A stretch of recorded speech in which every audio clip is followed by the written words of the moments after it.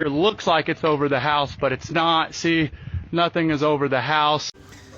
Man, I feel like you guys are real rough on some of these new guys, and you're telling them that they're not doing stuff right, but we're not telling them what they're doing wrong. So I'm gonna try and do a little education on this one. Let's start by putting this video up on the green screen so we can see the tree, and I'm gonna explain to you what should have been done, what they should be concerned about, what they shouldn't be concerned about, and in general, maybe we can stop this from happening to future trees. All right, here's the tree. A couple things I see is that, I don't know, it kind of looks like there's a lot of deadwood in this tree that never got cut out. Not that that's a big deal, but when you're trimming on these trees, there's a couple spots you want to cut. You don't ever want to just top a branch. You want to trim it back to the branch union. And so if you look at the two places where it's cut, it's just kind of topped.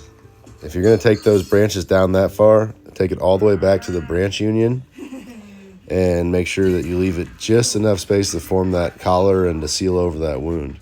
But generally, leaving a branch topped like this, it's going to cause a lot of sucker growth or water sprout growth, which essentially is a bunch of really weak wood. And so once that does grow back over the house, it's way more likely to fail and fall on the house than the original branches that were actually healthily attached or properly attached to the tree. So really, you may have just done somebody a disservice. That's why we go ahead and take that branch all the way back to that branch union, because that's going to eliminate that suckering. The other thing you got to consider is how much are you cutting off this tree. That looks like a big enough tree that it can probably handle the branches that were removed, so no big deal there. The other things I need to make sure you know is that if you're going to be up in a lift, man, get yourself a face shield, especially if you're going to get up in a lift and you're still going to cut over your head.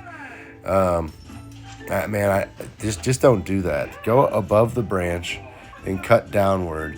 And honestly, get yourself one of those one-handed chainsaws if you're going to be up in a lift. There's no need to be having a two-handed chainsaw. There's saws made for climbing, made for lifts that are a lot more safely balanced, if you will. And the other thing is, man, get you some chaps. If you're going to run a chainsaw, wear chainsaw chaps.